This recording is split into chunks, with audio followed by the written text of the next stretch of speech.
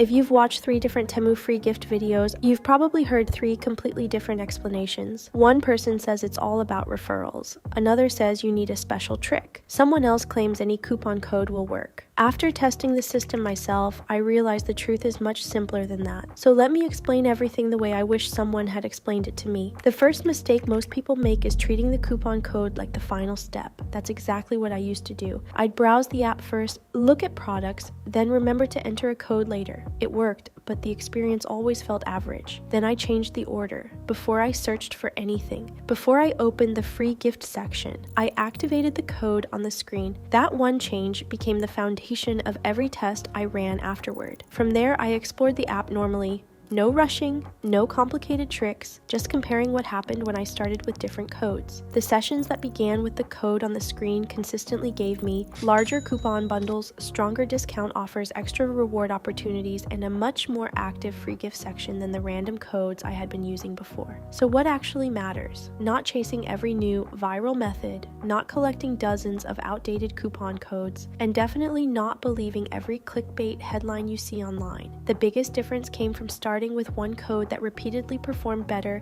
during my own comparisons. Now let's clear up one common misunderstanding. Will everyone receive the exact same offers?